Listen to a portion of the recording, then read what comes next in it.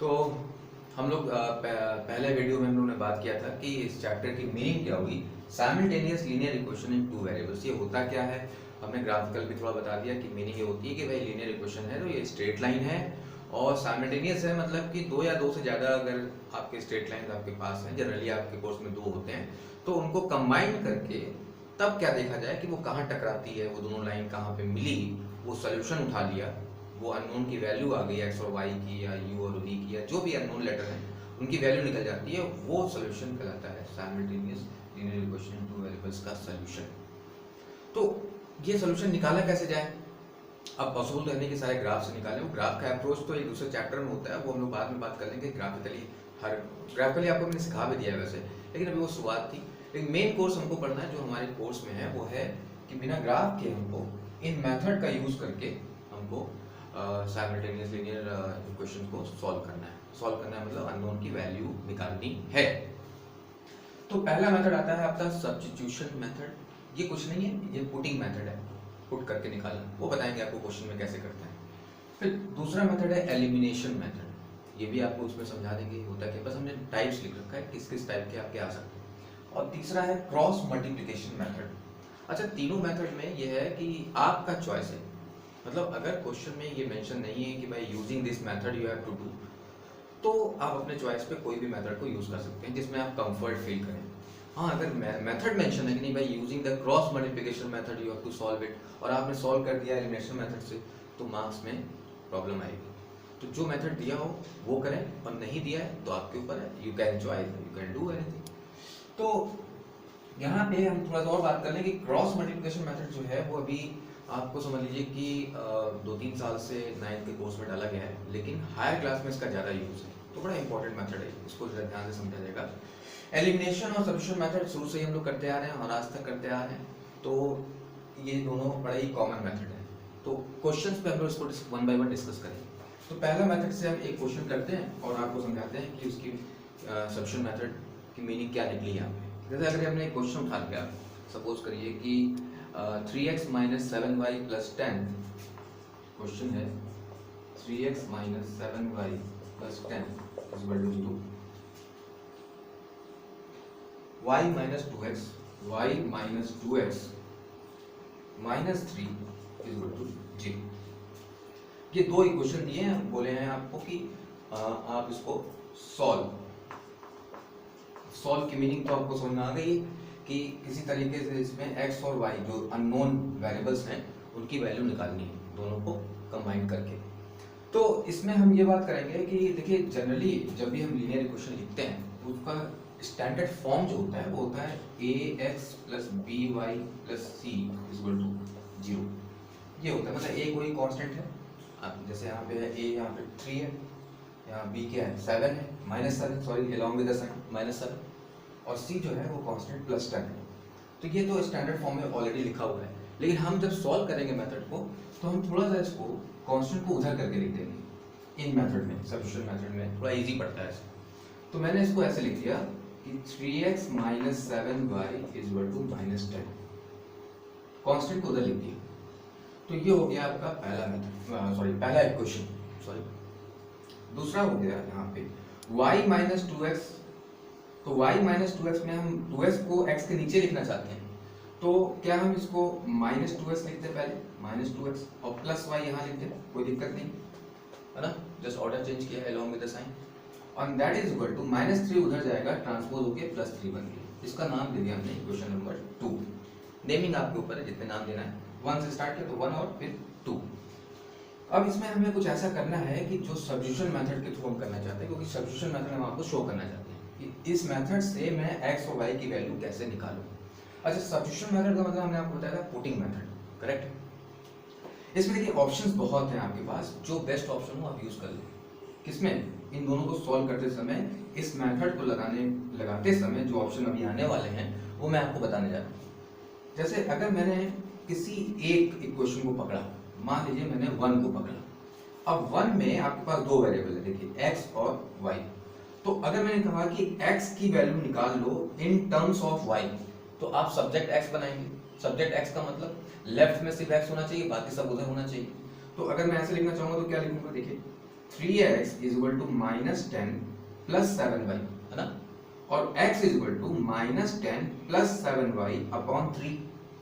मैं एक रफली बता रहा हूँ आपको, x is equal to -10 plus 7y upon 3। इसकी मीनिंग ये हो गई कि मैंने सब्जेक्ट x बना लिया। अब इस सब्जेक्ट x को जब बनाया तो उस इक्वेशन में नहीं, दूसरे इक्वेशन में x की जगह पे इसको पुट कर देंगे। अब देखिए वर्ड है ना पुट करना, यानी सब्स्टिट्यूशन, सब्स्टिट्यूट कर दिया किसकी, x की वैल्यू, कहाँ पे, यहाँ दूसरे इक्वेशन में, पहले से निकाला तो दूसरे में डाला। अब दूसरा ऑप्शन देखिए, अगर मेरा मन नहीं है कि मैं x में करूँ तो मैं y में अगर चाहता हूँ सब्जेक्ट बनाना तो y में सब्जेक्ट बना लेते हैं इक्वेशन 1 से ही। तो मान लीजिए y से बनाया तो यहाँ पे आएगा -7y is equal to -10 3x। तो y क्या हो जाएगा, -10 3x अपॉन -7। अब y में सब्जेक्ट बना लिया तो y की जो वैल्यू आई इस इक्वेशन 1 से, उसको मैंने पुट किया दूसरे वाले इक्वेशन में y की जगह। ये भी ऑप्शन सही है, मतलब इस तरह से भी आंसर आएगा। तो या तो x में सब्जेक्ट बना लिया या तो y में बना लिया। अब हमने कहा कि भाई इक्वेशन 1 से ही क्यों आपने किया, 2 को भी तो कर सकते हैं। बिल्कुल कर सकते हैं भाई, 2 से अगर हमने कर लिया तो 2 में भी वही काम कर लिया। 2 से x में सब्जेक्ट बनाइए, 1 में x में डालिए, 2 में y से सब्जेक्ट बनाइए और 1 में डालिए। तो आपने पूछा सर इतने ऑप्शन आप बता रहे हो, x में बनाइए, y में बनाइए, 1 से बनाइए, 2 से बनाइए, तो ऐसा क्यों करें? तो ये आपका कॉमन सेंस जवाब देगा। कॉमन सेंस का मतलब कि जो आपको इजी पड़े कैलकुलेशन में, वहां से सब्जेक्ट बना लीजिए। अब देखिए जैसे मैंने x से सब्जेक्ट बनाया, कितना बड़ा नंबर लग रहा है मुझे, थोड़ा यहाँ से बनाया तो भी ये बहुत बड़ा लग रहा है। 2 में जरा ध्यान दीजिए, देखिए x में सब्जेक्ट बनाएंगे तो भी बड़ा ही जाएगा, लेकिन y में सब्जेक्ट बनाएंगे तो थोड़ा इजी लगेगा। देखिए y में अगर हमने यहाँ सब्जेक्ट बनाया, ये 3 + 2x है और थोड़ा सिंप्लीफाई करने में इजी हो जाएगा।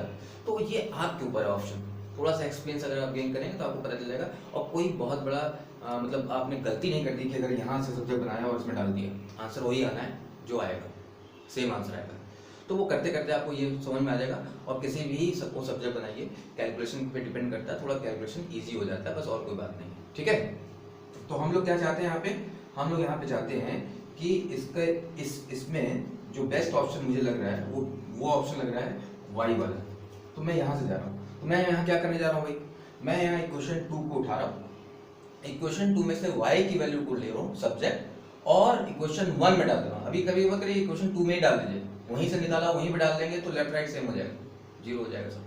तो हमने क्या किया, फ्रॉम इक्वेशन 2 क्या किया, फ्रॉम इक्वेशन 2 y में सब्जेक्ट बनाया, y इज इक्वल टू 3 और -2 हो जाएगा तो +2x। सब्स्टिट्यूटिंग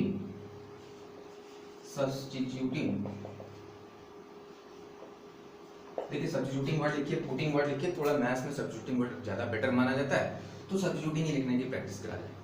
तो substituting from equation 2 value of y 3 + 2x, substituting put कर रहे हैं, कहां पे पुट कर रहे हैं, 1 में पुट कर रहे हैं, इन इक्वेशन 1। ये बात यहां तक हो गई। अब इक्वेशन 1 में पुट करना है तो इक्वेशन 1 को यूज करना है, तो फिर आप इक्वेशन 1 पहले यहां लिख लीजिए। अब यहाँ पे मैं इक्वेशन में थोड़ा ऊपर लिख लेता हूँ, इक्वेशन 1 फिर से लिख लिया, 3x - 7y is equal to -10, और यहाँ पे ये y इसकी जगह पे मैं ये डालने जा रहा हूँ, ठीक है। तो 3x वैसे ही रहेगा, -7 वैसे ही रहेगा, y की जगह मैंने लिख दिया पूरा ये value 3 + 2x and that is -10। अब देखिए पूरा इक्वेशन में सिर्फ एक अननोन है, क्या, x। तो इसको जब हम सॉल्व करेंगे तो x की वैल्यू आएगी कि नहीं आएगी, यानी एक आपने क्या किया, y को हटा दिया। तो अब हम इसको सॉल्व करेंगे, तो ओपन कर लेते हैं, और कॉमा 3x - 21। अच्छा देखिए कभी भी ना यहाँ पे लोग इक्वल लिख देते हैं और यहाँ भी इक्वल, तो एक स्टेटमेंट में डबल इक्वेशन लिखना सही नहीं है मैथमेटिकली। तो थोड़ा सा इसको एम्प्लॉइज भी लोग लिखते हैं, तो हम एम्प्लॉइज से ज्यादा बेटर मानते हैं, और comma.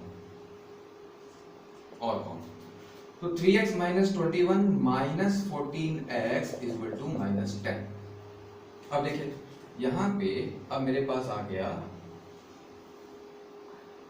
3x - 14x, like term है, सब्ट्रैक्ट कर लेते हैं, तो ये आ गया -11x, और -10 उधर है ये, और ये -21 हम उधर भेज दें तो ये बन जाएगा +21, और comma -11x is equal to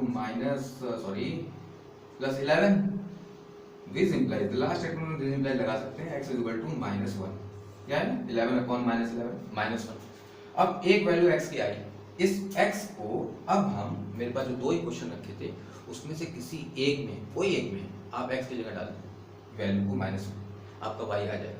तो अब ये भी डिसाइड करते हैं, सर आप पूछ सकते हैं कि भाई सर आप ये बताइए कि हम इक्वेशन 1 में पुट करेंगे 2 में पुट करेंगे, मैंने तो आपसे कहा कि किसी एक में भी पुट कर दीजिए, कोई दिक्कत नहीं, लेकिन आप थोड़ा उसको सोच के डालिएगा जिसमें कैलकुलेशन कम हो उसमें पुट करो। तो मैंने अगर देखा इक्वेशन 1 और 2 को, और मेरा मीटर गया है, मैं थोड़ा सा देख लेता हूँ कि क्या था वो इक्वेशन 1 और 2 हमारा। तो इक्वेशन 1 और 2 में हमको बेटर लग रहा है 2। तो यहां क्या करने जा रहे हैं, सब्स्टिट्यूटिंग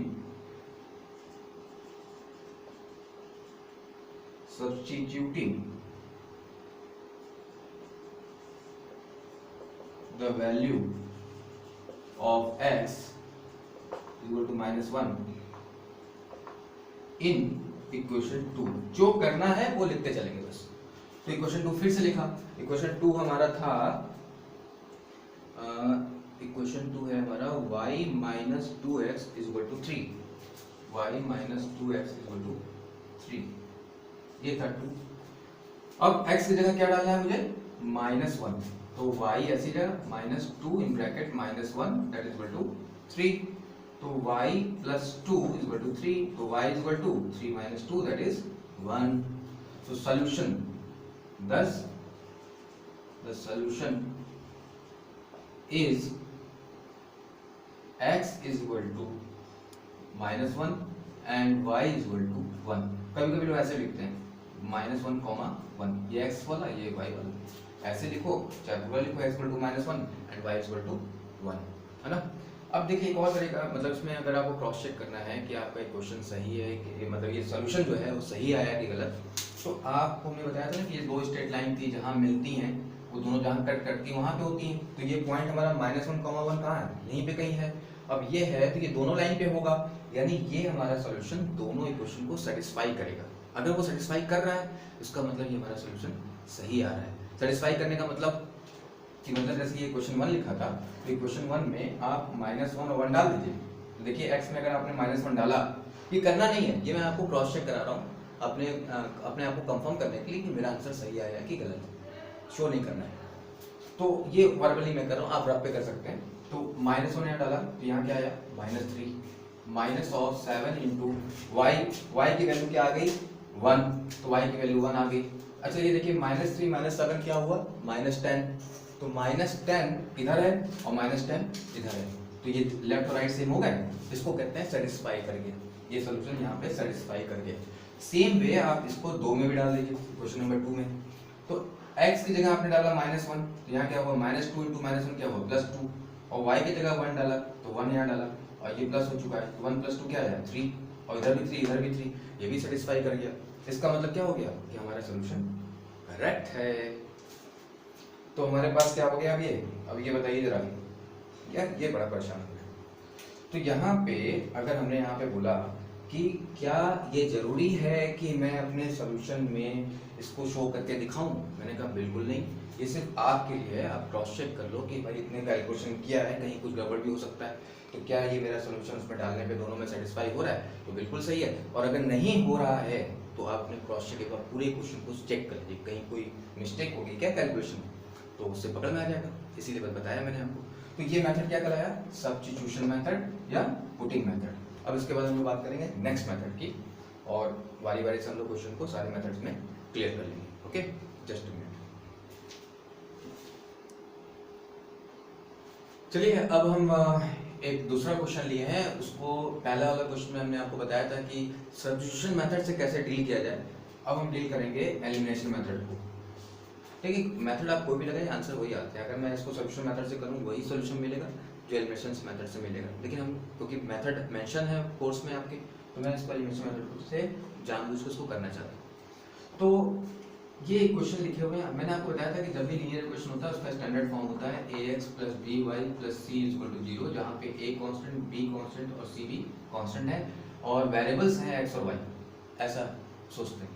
तो ये लिखा हुआ है, और मैंने कहा था कि जब हम इस तरह के मेथड को करते हैं तो हम कांस्टेंट को उधर लिख देते हैं, तो ऑलरेडी देखिए कांस्टेंट उधर लिखा हुआ है, तो हमारा मेथड बेस्ट है, मतलब फॉर्म सही तरीके से लिखा है और हम इसको आगे चलते हैं लिखते। क्वेश्चन को डील करने के पहले ये समझ लीजिए कि क्या क्वेश्चन जो लिखा हुआ है एक क्वेश्चन के फॉर्म में, क्या ये छोटा हो सकता है? तो देखिए यहाँ क्वेश्चन है 20, यहाँ क्वेश्चन है 30 और यहाँ है 13, तो राइट हैंड में 13 है और लेफ्ट हैंड में नंबर्स हमारे हैं 30 और 20, तो कोई ऐसा नंबर नहीं है आपके पास जो तीनों को डिवाइड कर दे, तो इसको तो आप वैसे ही छोड़ दो। लेकिन आप दूसरा देखो, यहाँ 10, यहाँ 10, यहाँ 5, -5 है, लेकिन हम 5 लेके चलते हैं क्योंकि हमें नंबर को छोटा करना है। तो इक्वेशन थोड़ा सा और अच्छा लगेगा छोटा करने में जब आप इन तीनों के HCF से डिवाइड करते हैं, जैसे 5 से, तो 5 से यहाँ डिवाइड कर दीजिए, 5 से यहाँ, 5 से यहाँ, तो हमने किया क्या, 5 dividing by 5 left hand side and right hand side, तो बैलेंस रहा है इक्वेशन चेंज भी नहीं होगा और थोड़ा छोटा भी हो जाएगा, अच्छा भी लगेगा, कैलकुलेशन ईजी हो जाएगा, तो मैं इसीलिए कर रहा हूँ।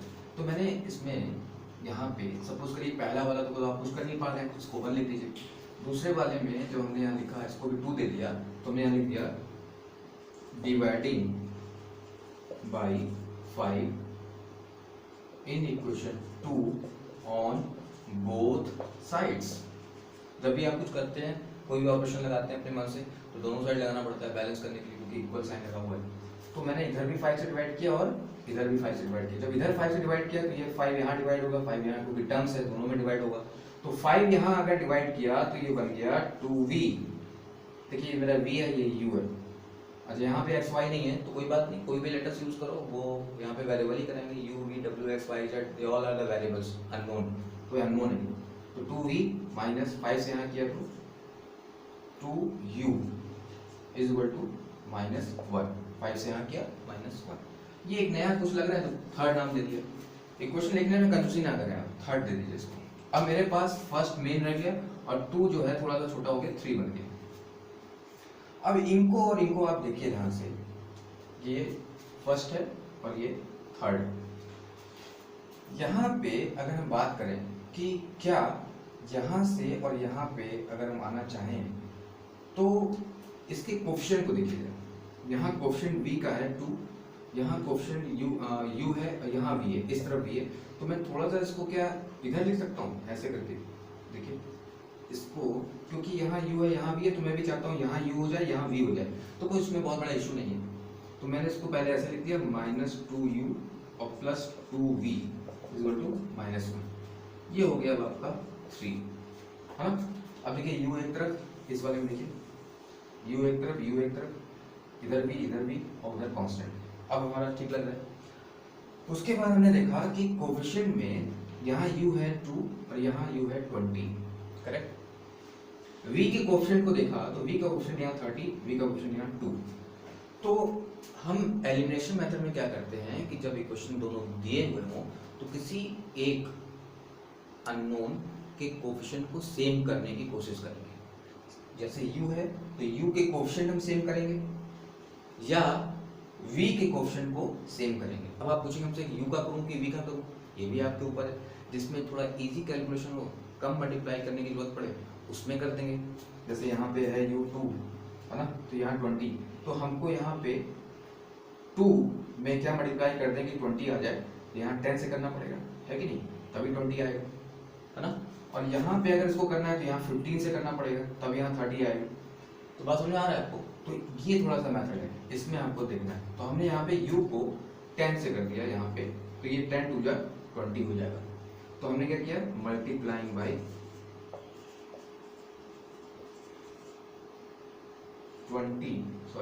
10 इन इक्वेशन 3, करेक्ट है। तो इसमें अगर हमने यहाँ पे 10 से किया तो यहाँ पे क्या हो जाएगा, -20u plus 20v is equal to -10। और मैं आपको 10 से मल्टीप्लाई इधर किया और 10 से मल्टीप्लाई इधर किया। क्यों किया मल्टीप्लाई, क्योंकि हम इसके कोफिशिएंट को सेम करें। यहाँ u20 है, यहाँ भी u20 हो गया। अब ये नया आ गया, चलिए 4 दे दीजिए।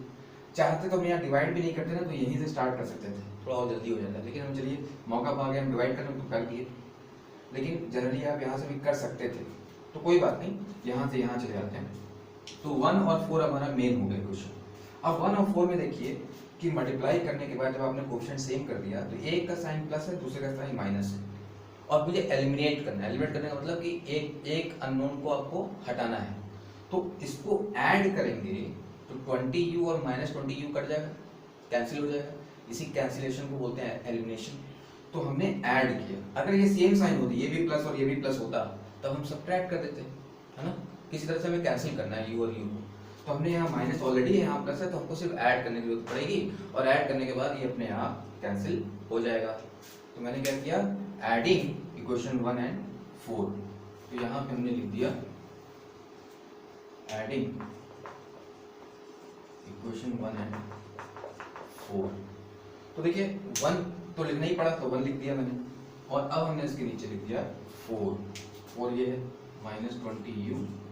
देखिए ये 4 कहाँ से बना था, 2 को छोटा करते करते और एडजस्ट करते करते मेन 2 ही था, और 2 का थोड़ा डिफरेंट फॉर्म है 4, तो 4 को लिया मैंने, प्लस 20v इक्वल टू -10, ये हो गया आपका 4।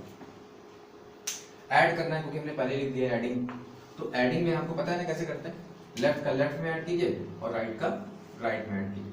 तो +20uv प्लस 20u -20u से कैंसिल हो गया, -30v और +20v जब ऐड करेंगे लाइक टर्म्स में सब्ट्रैक्ट हो जाएगा, अपोजिट साइन है, तो यहाँ आ जाएगा -10v।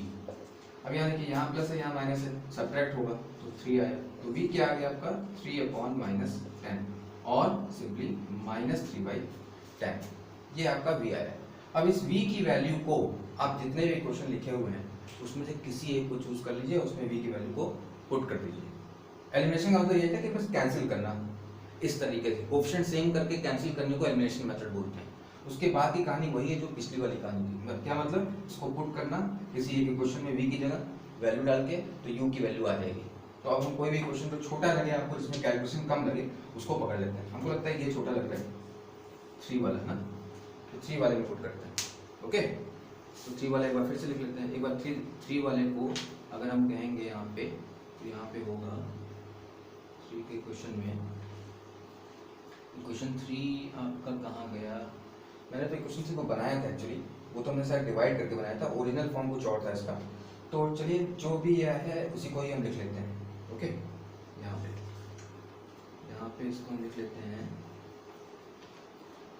इसी को ही लिखते हैं क्योंकि थोड़ा सा मिटा हुआ है, लेकिन फिर भी हम इसको देख लेते हैं कि क्या था ये मान लीजिए था माइनस है शायद -2u plus 2v equal to -1, शायद यही है, और बाद में तो क्रॉस चेक करेंगे, देख लेंगे सही है कि गलत। तो जनरली हम क्या करने जा रहे हैं, हम पुट करने जा रहे हैं, मतलब सब्स्टिट्यूट। अभी मत सोचिए कि सब्स्टिट्यूशन मेथड नहीं है, आप सब्स्टिट्यूट को कर रहे हैं, वो मेथड हो चुका हमारा, लास्ट में तो आपको सब्स्टिट्यूट करना ही पड़ेगा, लेकिन हमने शुरू में सब्स्टिट्यूट नहीं किया था, देखिए हमने एलिमिनेट कर दिया था, वो तो इसी को बोल दिया हमने एलिमिनेशन मेथड। अब हम यहाँ सब्स्टिट्यूट कर रहे हैं, सब्स्टिट्यूट द वैल्यू ऑफ